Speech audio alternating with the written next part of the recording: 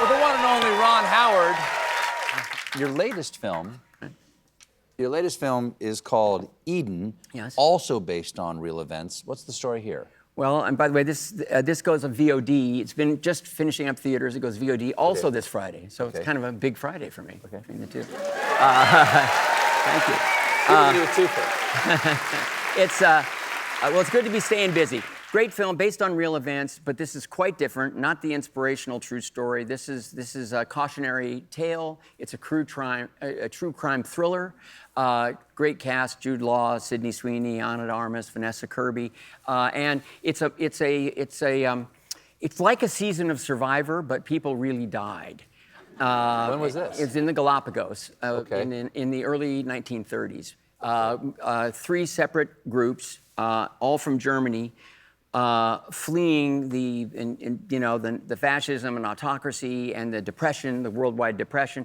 Separately, they all believed they could go off the grid. They could make their lives anew. They could recreate themselves. In Galapagos. In the Galapagos. And they went, and 8 people among the groups went, principal people. For a minute I thought you said they ate people. No, well, not quite, but Not only quite. 4 of them survived. Oh, wow. It's a tough story. People are a little surprised, but it's a story that I found on a family vacation. It's an infamous story there in the Galapagos, but it's riveting because it really is people from all walks of life, trying to remake themselves. And by the way, today, if you search off the grid, it's one of the most searched phrases on the internet. No, as people lose faith in their public institutions, they're like, well, I'll just do it for myself. Exactly. And they quickly find out why there are public institutions. So as I thought about this story, over time, it started off as a kind of an interesting, sort of events from the past, and it became more and more relevant as we went along and got closer and closer to actually making the movie.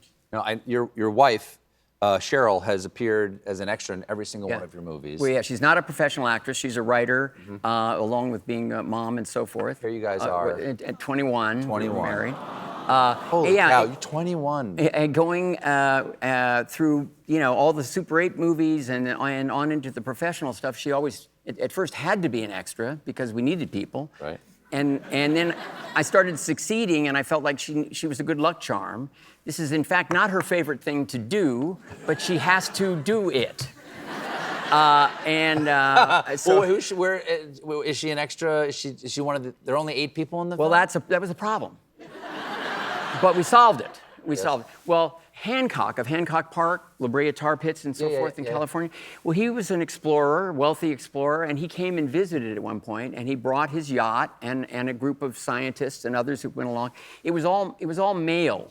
They were male visitors, but it struck me. They could have a rather effete cabin boy, and Cheryl could play that part. Is that what this is? Is that what this is? That's what this is. So we got a wig and a mustache. I think her expression says it all. I cannot believe I'm doing it for this guy, but here I am. Ron, thanks so much for being here. What a pleasure. Good to see you again. Apollo 13 returns to IMAX theaters on Friday for 1 week only. Gentlemen, what are your intentions? Ron Howard, everybody. We'll be right back with Gary Oldman and the Colbert.